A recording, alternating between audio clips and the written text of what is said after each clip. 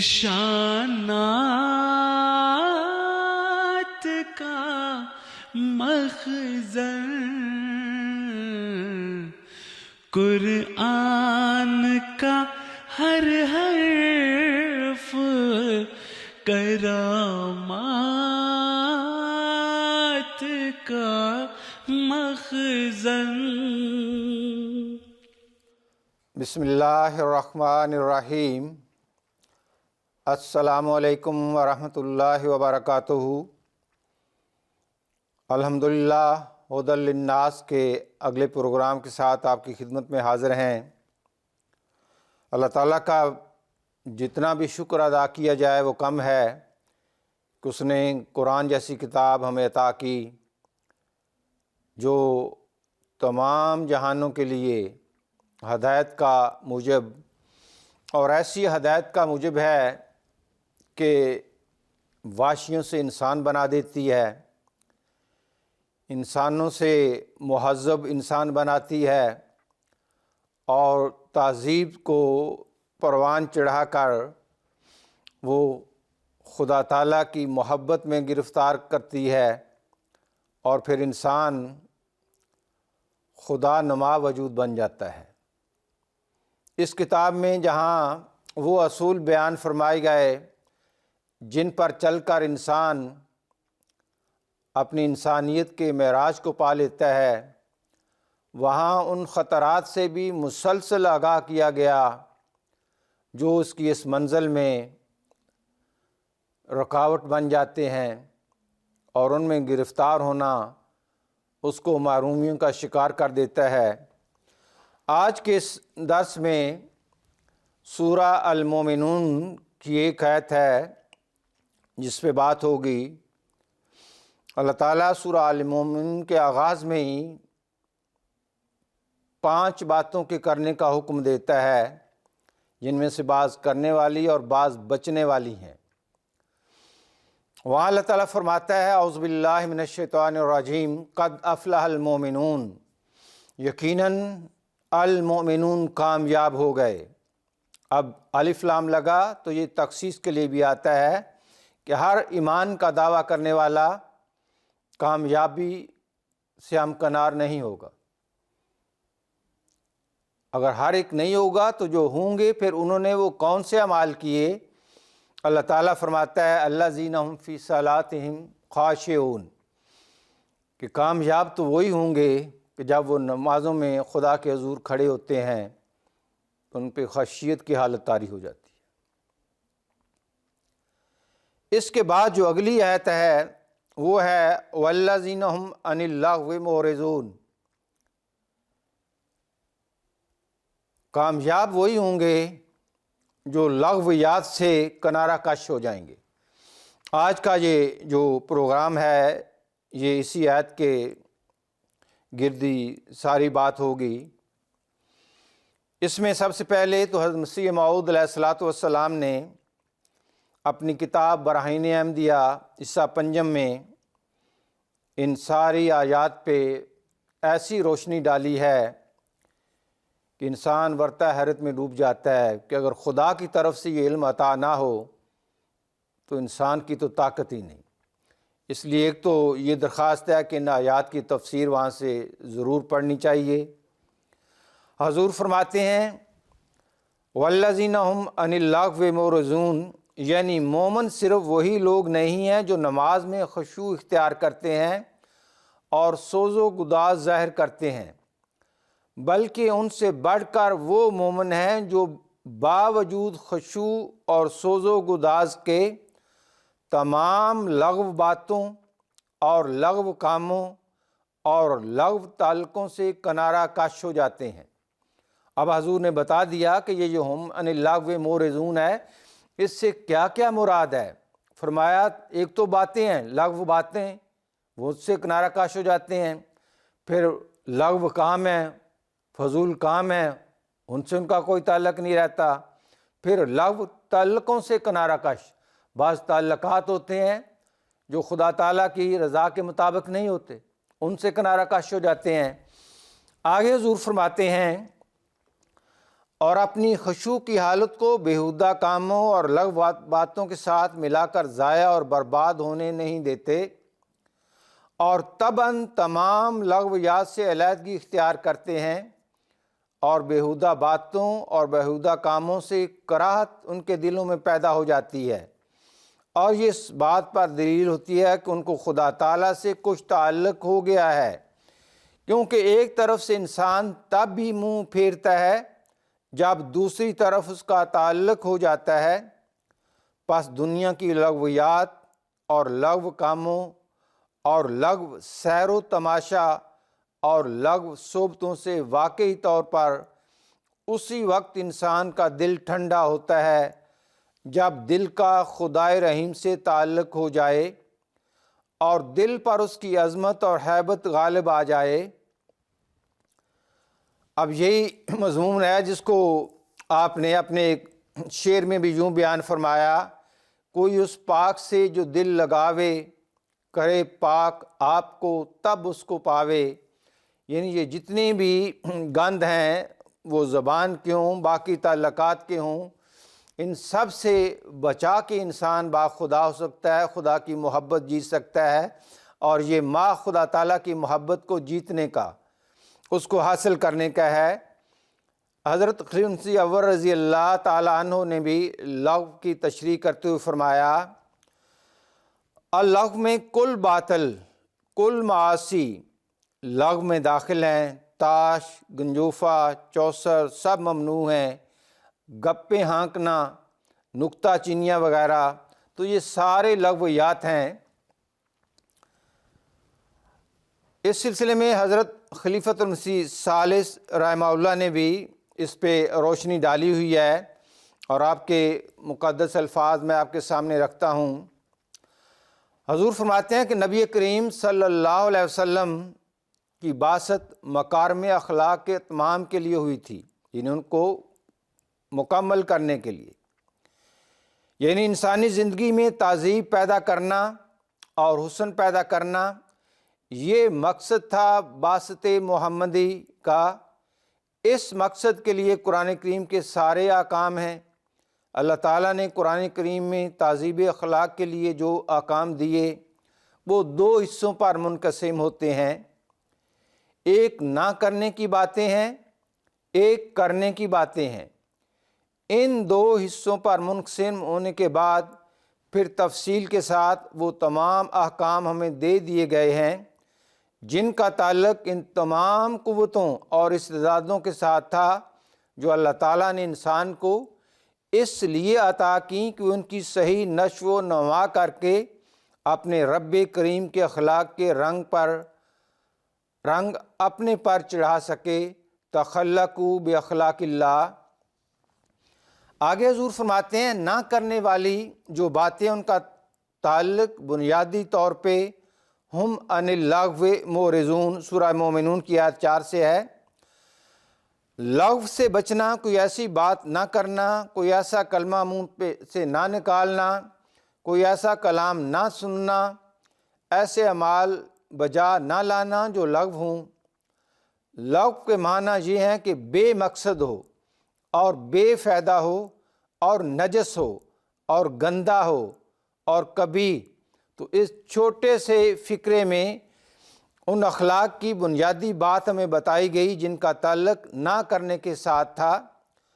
ہر وہ بات، ہر وہ فعل جس کا کوئی نتیجہ ہماری زندگی میں خوش کن نہیں نکلتا وہ لغو میں شامل ہو جاتا ہے۔ کبھی باتیں، کبھی اعمال جو ہیں ان کا تعلق لغو کے ساتھ ہے۔ پھر حضور فرماتے ہیں پہلی چیز تو یہ ہے کہ انسان کو کچھ کرنے کے لیے پیدا کیا گیا، نہ کرنے کے لیے پیدا نہیں کیا گیا۔ اس واسطے اچھے اخلاق کی بنیاد اس بات پر رکھی کہ ایک مومن مسلم احمدی کے اوقات ضائع نہیں کیے جائیں گے۔ اب یہ بڑی بنیادی بات ہے، وقت کا صحیح استعمال۔ حضور فرماتے ہیں ایسی باتیں کرنا جن کا کوئی فائدہ نہ ہو، گپے لگانا، وقت ضائع کرنا، یہ تمام چیزیں لغو کے اندر آ جاتی ہیں۔ اس وقت حضرت نبی اکرم صلی اللہ علیہ وسلم کی عظیم ہستی کا ایک بہترین نمونہ اسوہ ہمارے سامنے حضرت اقدس مسیح موعود علیہ السلام کی شکل میں آیا ہے، اور اللہ تعالیٰ نے الہاماً آپ کو کہا انت الشیخ المسیح الذی لا یضاع وقتہ، کہ تیرا، آگے حضور فرماتے ہیں، اور تیرے میں وہ تمام اوقات شامل ہیں جن کا تعلق آپ علیہ السلام کی جماعت کے ساتھ ہے، ضائع نہیں کیا جائے گا، ضائع نہیں ہوگا۔ یعنی دو اس کے معنی حضور نے فرمائے ہیں کہ ضائع نہیں کیا جائے گا اور ضائع نہیں ہوگا۔ اس کے دو معنی ہیں، تیرے ماننے والے اچھے اخلاق کے حامل ہوں گے اور کوئی ایسے عمل نہیں کریں گے، نہ کوئی ایسی باتیں کریں گے جو بے فائدہ اور بے مقصد ہوں اور وقت کا ضیاع ان سے ہو رہا ہو۔ اور یہ بشارت دی کہ خدا تعالیٰ کے منشا اور اس کے احکام کی روشنی میں تیرے ماننے والے خدا تعالیٰ کے حضور جو اعمال پیش کر رہے ہوں گے ان کا نتیجہ نکلے گا اور وہ ضائع نہیں ہوں گے۔ اب اس میں جو وقت کا صحیح استعمال ہے وہ اللہ تعالیٰ نے حضرت مسیح موعود علیہ السلام کو بھی الہاماً بتا دیا کہ ان کا اور ان کی جماعت کا جو وقت ہے وہ کس قدر قیمتی ہے، کہ اس کا ضیاع جو ہے وہ خدا تعالیٰ کسی صورت میں بھی پسند نہیں کرتا۔ آگے حضرت مسلم موعود رضی اللہ تعالیٰ عنہ، جن کو اللہ تعالیٰ نے خاص طور پر قرآن کریم کا علم عطا فرمایا اور آپ نے اس کے بے شمار معارف جو اب تفسیر کبیر کی شکل میں اور باقی جتنی بھی آپ کے تقاریر ہیں، خطابات ہیں، ان سب میں اصل میں قرآن ہی کی تفسیر ہے، اس میں ملتے ہیں۔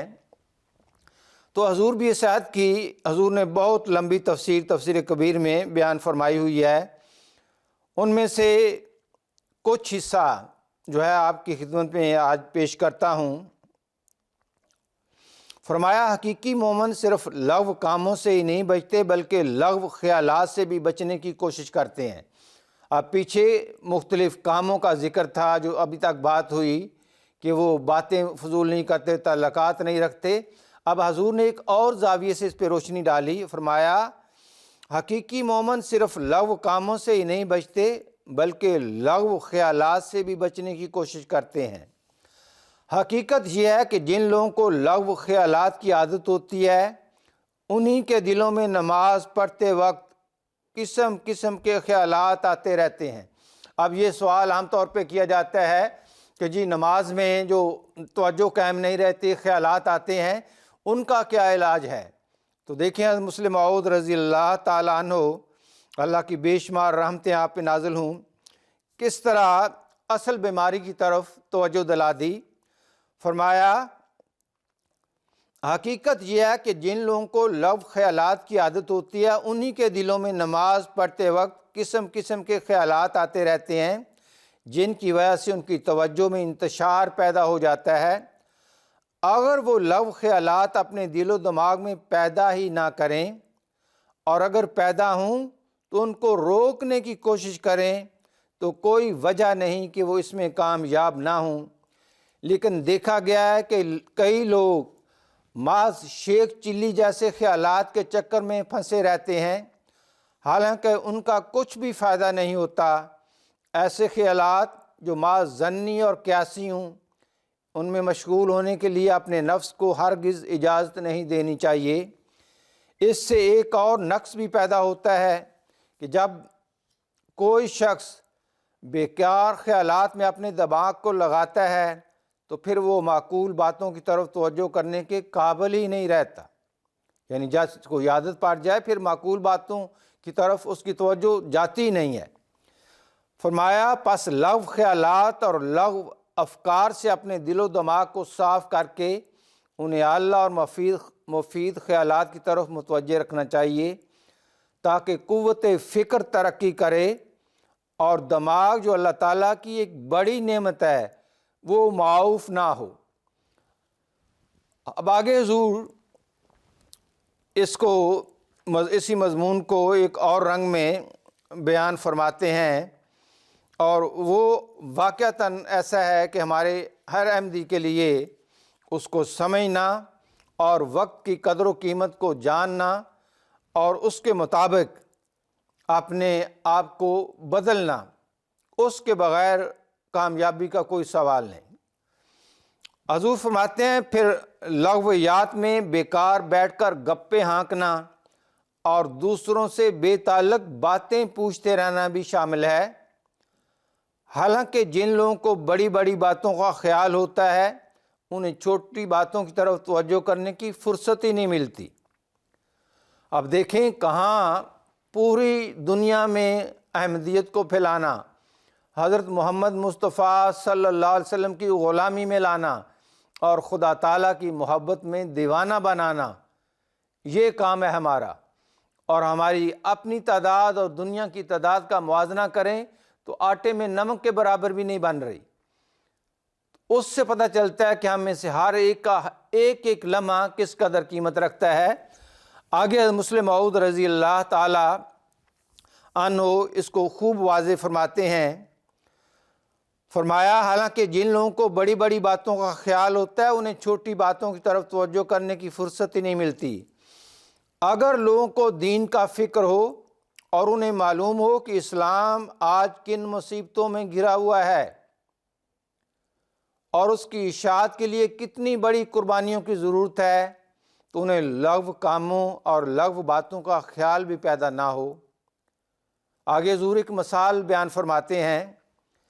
فرمایا اگر کسی کے گھر میں آگ لگ جائے تو بیٹھ کر گپے مارنے نہیں لگ جاتا بلکہ دیوانہ وار دوڑتا اور آگ بجھانے کی کوشش کرتا ہے۔ اسی طرح اگر مسلمان غور کریں اور ان کی روحانی آنکھ کھلی ہو تو انہیں معلوم ہو کہ آج کفر اور ایمان کی ایک بڑی بھاری جنگ لڑی جا رہی ہے۔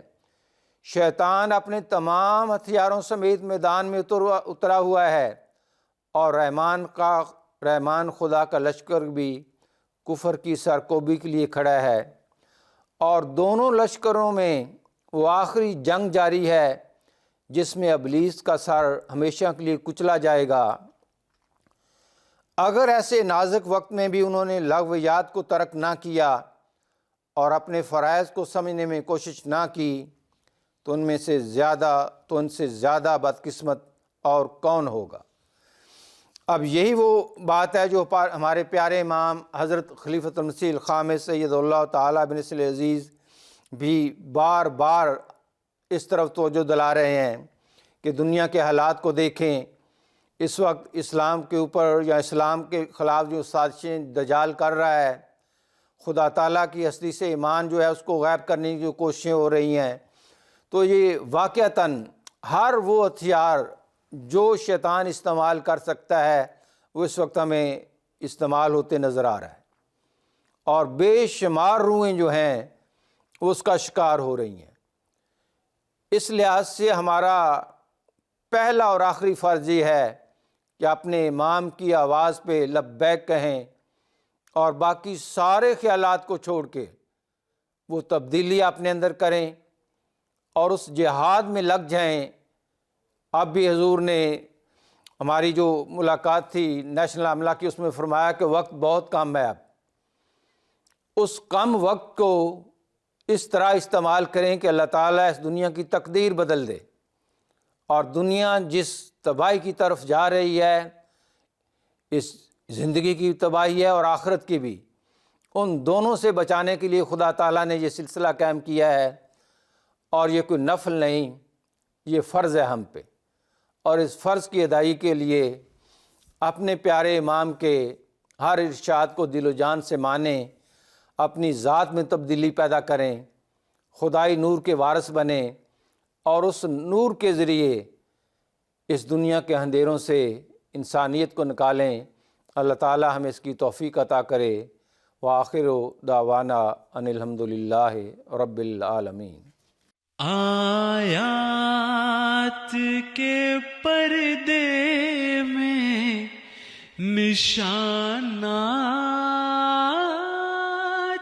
کا مخزن، قرآن کا ہر حرف کرامات کا مخزن.